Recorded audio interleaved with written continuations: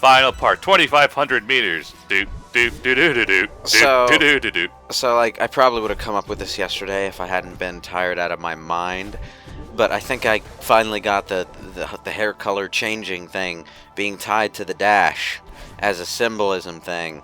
Because, like, red is passion, and you need passion to push yourself forward. But, like, her passion comes in bursts, and then she's depressed. And what's the depressing color? Blue. Oh, man. You're so know? deep, I can't see Symbolism. you anymore. So, yeah, they got that right, at least. Yeah. So, like, Freaking keys. to regain that passion, you have to ground yourself, steady yourself. Ah! Otherwise, you don't get it back. You see how it works there? Oh, man, that's actually... Symbolism. You see, that's what I love about trying to talk about literature. It doesn't English matter papers. it doesn't matter if it was intended to put there. If you can word it right and it makes sense, then yeah, it is there, whether or not the author intended for it or not. Which I know I'm saying, like, kind of sarcastically, because I am, but I actually do find it interesting that other people can find something that was put into a work that you didn't intend to have put in there, if that makes sense. And that Yeah. The makes sense. curtains were fucking blue. Yeah, but if you can make an argument that they were symbolic of the character's depression, then Why doesn't... can't the curtains just be fucking blue? Because that's not fun, all right? Don't you? Wouldn't you? Okay, what sounds like a more exciting story to you? Not everything has to have meaning. Yeah, but if it doesn't have meaning, then what's the point of reading about it? I know, ask most modern works of fiction. Well, you know, some people thought, like, Dracula was about sexual liberation for women. I don't really know. Yeah, because You it's can- liberating to be brainwashed and turned into a blood-sucking monster. I don't really know what the logic was, but apparently there's some literature smart logic behind that idea. Okay. Sometimes a pipe is just a pipe. Yeah, but what if the pipe was actually the reader's soul? Doesn't that But sound you know, cooler? in this case, it's a valid thing to bring up because the game is like is swimming in fucking symbolism all over the fucking place, and it is about specifically depression and anxiety. So the hair color change being tied to your mobility as you navigate through challenges that are meant to represent these things is something to think about. Honestly, again, I like trying to figure these things out because I'm a nerd, but also I appreciate that it doesn't feel pretentious. Is the other thing, because it is so easy for you to feel pretentious with your, oh, look at how I'm symbolizing such and such or whatever. It's just like, I'm so artsy. I'm a genius. I'm so it doesn't feel like, again, like it's kind of depressing that, oh, there we go again. It's kind of annoying, maybe that's a better way to put it, that we kind of think about just trying to use basic literary tools as being pretentious, but it can't feel that way sometimes in this medium specifically, so I'm glad that it's here. But if you only care about gameplay and don't want politics in your games or whatever, you can't ignore it, and it doesn't feel like the game is rubbing it in your face either. I do appreciate that. You know, the thing, one of the key things, and it's, again, the Silent Hill series that really got me thinking about this aspect in particular, but one of the things is to keep a certain token amount of relaxation, I suppose, as part of the experience. I mean, this game does it by just having kind of a lighthearted art style and a cheerful skin to it, which also helps it, you know, convey an optimistic message even when it's down in the dumps. But, like, in the case of, say, Silent Hill, you've got all this symbolism and crap for all this serious shit, but you also have, like, a fucking giant spiked maul as a weapon, and it's like, Jesus You have a fucking dog ending. Christ. Dog ending, yeah, but you need to get, like, all three of the other endings before you get to the dog ending, so that's way past the point where it affects the player's overall experience. The What maul about is a normal weapon in Silent Hill 3 that you get, like, a third of the way through the game. So, yeah. Yeah, not everything has to be serious. It's actually good for stuff to not be serious business all the time because it's exhausting. It's the, like the reverse is true as well. So. Yes, that's it's kind of like you keep a certain level of relaxation in your work. It helps keep things relatable rather than sounding like it's talking down to you.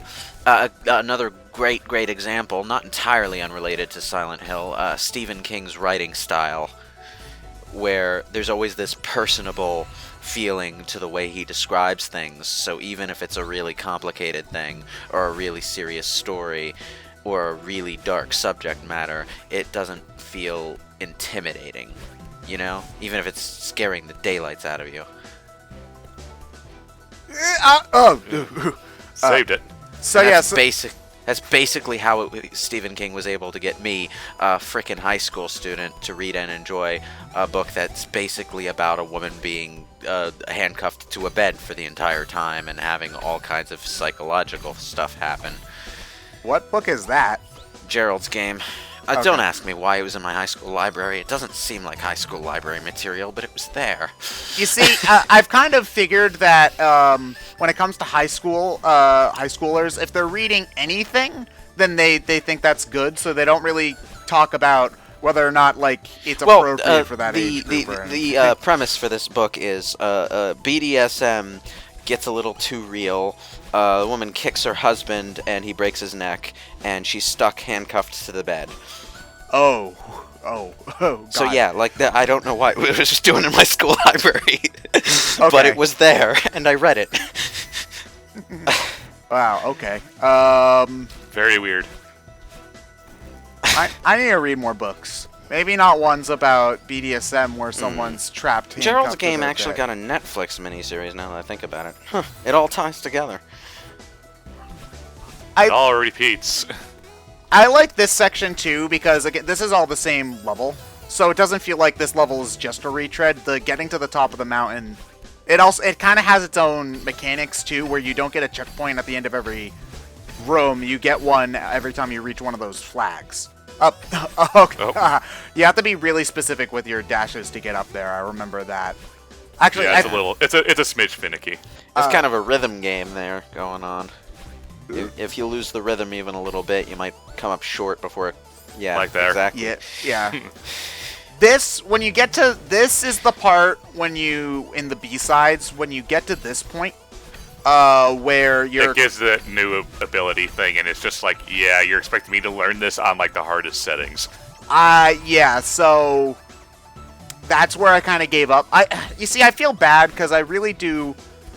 I don't know if this is a game that I'm capable of 100%ing, but I'd at least like to... Dude, I'm not capable of 100%ing this. I'd at least like to beat all the B-sides and C-sides, you know, is the thing. Like, I'd at least like to beat all the levels. Well, there's a difference between capable and wanting to. Well, yes, it's... Could I 100% this game? Probably. Do I want to spend that much time and frustration on it? No.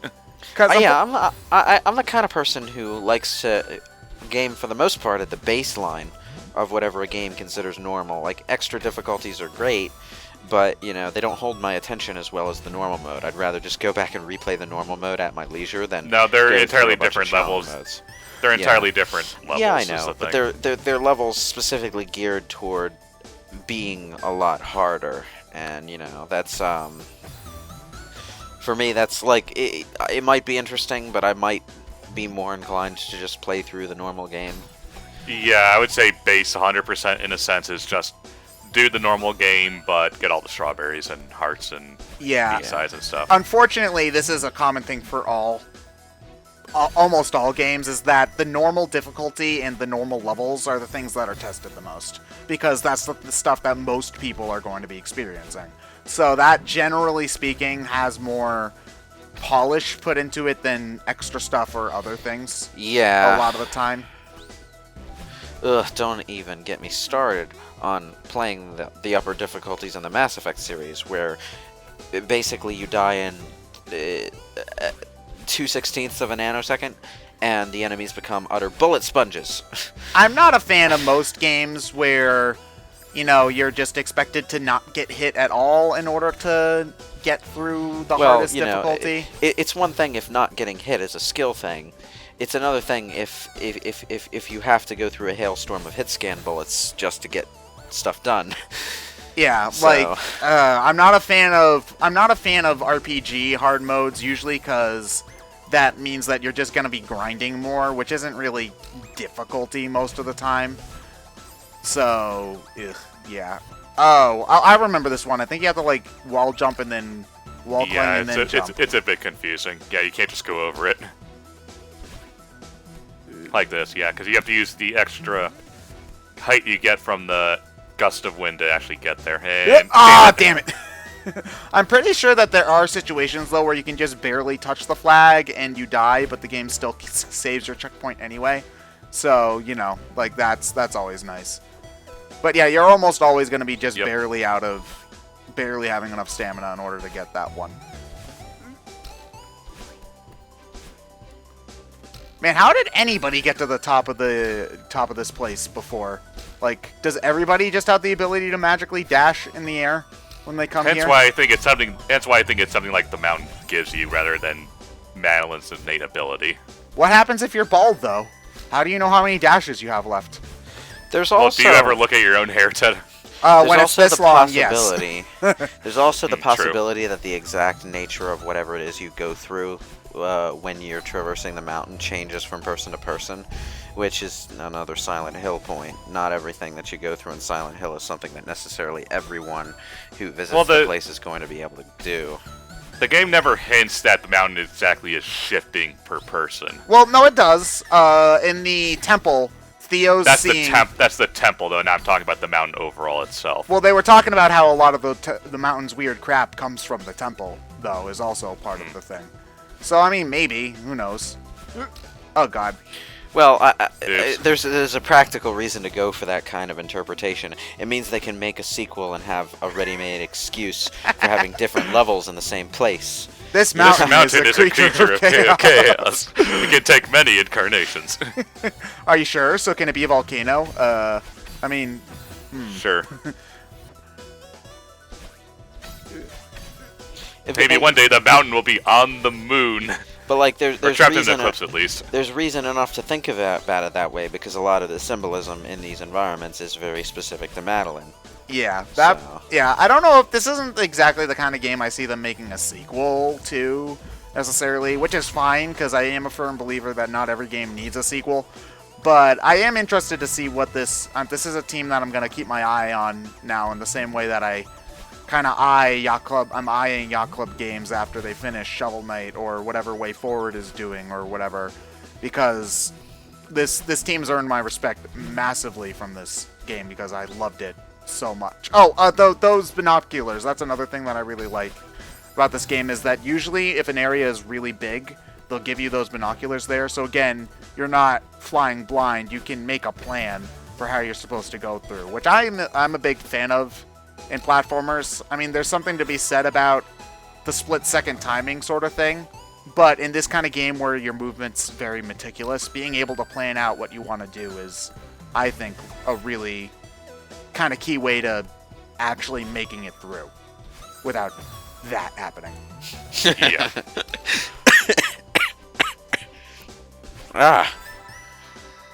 Well, we're... Oh. God damn it. Sorry. I shouldn't be laughing, but I am. You will make a lot of dumb little mistakes over the course of the game like that.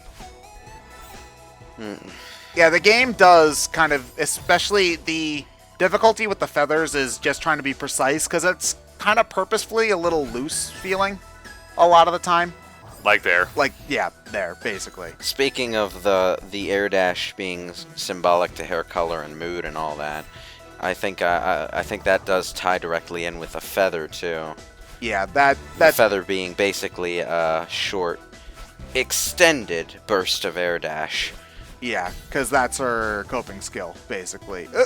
Oh, oops. You might have been able to save that, actually. Might have, but probably easier to just die at that point. Yeah, there's some... You see, the thing is that whenever I do see a way to save myself, I almost always try to go for it, even if it would have been faster just to die, because I'd rather, like, just not have the death happen, I guess, if that makes sense. Unless you're planning on getting through the game with 0 deaths, it's going to be there anyway, so... It's a point of pride, though. You want to see if you can manage it, even if you don't. Yeah, it's also, some of the craziest stuff in games like these is when you just barely manage to... Oh yeah, you can hold down to fast fall and you become really stretched. I forgot about that. It's like, the feeling of just barely saving yourself is sometimes more satisfying than actually getting through the challenge and surviving it. Oh man, you almost had that there too. Yeah, I was unfortunately not quite holding up enough, not up left enough, I guess. So, did you play this game recording with the D-pad or with the analog stick? A little bit of both, depending on the room. Okay. It's weird. I'm one of those guys who can just switch between the two on a dime. It does depend on the game for me, especially. Wait, are we there yet? Yeah, we're there. Yes, Lewis, we're there. I don't have to pull this car around.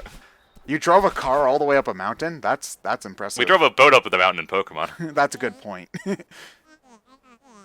No, you're not at the top yet. You have to climb on top of the flagpole.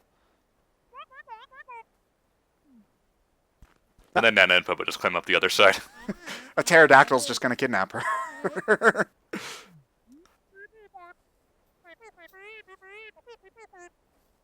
It's okay. I'll talk to you in the middle of the night when you figure out that, oh, you said a mean thing about Jeremy in 2nd grade, and you should feel really, really bad about that right now. Now we came to an understanding. That won't happen anymore. Are you sure? You really won't? Pinky swear.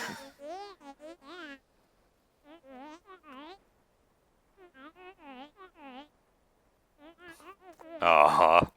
Aw. This is my OTP. Madeline X Madeline.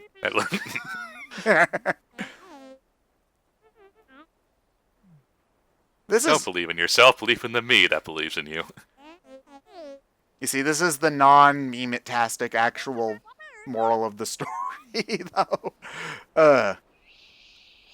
Oh, this game is beautiful, though. I really do recommend it to anybody who likes platformers even a little bit. You should give it a shot. Took me 27 minutes. This was a good game story. Yeah, this is... Yeah, I really do recommend that anybody give it a shot. And the nice part is it's literally on everything. It's on PS4, Steam, and Switch, I think. I don't know. And Xbox. It's on Xbox? Oh, okay. It's an interesting game story to think about, not just because of the subject matter, but because it's integrated into the gameplay really, really well, in spite of the gameplay being really, really gamey, which is a rare combination indeed. Yeah. Yeah, that's it's. I can't think of many other action games or platformers that do a gameplay and story integration this well. Well, you know, it's not even just a problem of action-oriented games. I mean, you have your games like Undertale, which are basically 90% story, and the gameplay is in service to the story. And then you have games like Tomb Raider, the reboot, 2013, where the gameplay and the story are completely separate, designed intentionally separate, where that narrative dissonance is there because they wanted to have an action game, but they also wanted to have this story about someone who's really, really traumatized by what they're going through. So, yeah, that's cute. Demon Madeline still terrifies me, though. How did you take care of all that hair? Dude, like, apparently...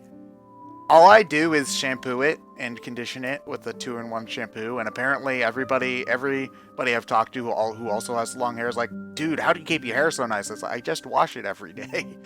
But apparently I must just be really lucky because everybody else seems to have trouble with it. So I don't know, man. And Madeline, you know you could just use the level select code to get down, right? Oh, where would be the fun in that? Well, the fun was getting up the mountain. Getting down's the hard is the boring part. I don't know. They look like they're having fun. Why are you snowboarding down? If you can make copies, then why didn't you throw me up multiple times, man? Come on. Even Ghost Madeline is having a ball right now. That bird's Well, when you upset have that he fun didn't going find down- out the cryptic puzzle about his friends. The one that everyone had to look up because no one figured it out on their own. Yeah, basically. Oh, they had production kitties as opposed... They named one of their kittens Mr. Satan? Okay. Sure. Whatever. Well, if I was gonna name something after that character, I'm not sure it would be a cat. It just seems unfitting. I'd name my giant pink blob after it, I think. No, wait, no, never mind. I like the little smiley face. Aw. And back into the hut we go. After game party. Yeah! Man, we're gonna bake a cake, and it's gonna come from... Wait, sorry. No, not a cake, a pie. Aw, okay, see? Not a rip-off, 10 out of 10. If only you had a smartphone, you could have taken a picture. Oh yeah, no, Theo says that. You could have taken the the ultimate selfie. Yeah, that'll be... So you get a different picture at the end depending on how many strawberries you found. I actually don't know what happens if you go through the game without collecting a single one. You basically get kind of a crusty thing. Oh, okay. I mean, you still like complete the challenge and everything, but it's just some dialogue. Yeah. It will change depending on how many you have, but I get the best one. Yeah, you get a better pie the more you have. Like the first time I beat it, I got a pretty good one because I got most of the strawberries, but not quite all of them. Yeah, I was at this point of the recording, I just hadn't gotten the ones in level 8 and a few in 7, so I got the best one. Yeah. And there is no special pie for getting all the gold strawberries. Aw. I think that would have been mean to do, really. Yeah. But, I mean, granted, at the same time, you kind of want something other than personal satisfaction every time you... Okay, so how does getting more strawberries get ice cream on it? We can make strawberry ice cream. Yeah, but... I mean, I guess... You have more strawberries, so you can make more extraneous strawberry ingredients. Well, hold on. The Demon Madeline can use her hair, so does that mean that Shantae is actually an anxiety demon this entire time? Purple hair that can manifest itself? Huh? Huh? I've cracked the code, ladies and gentlemen. I have cracked Solved the code. it.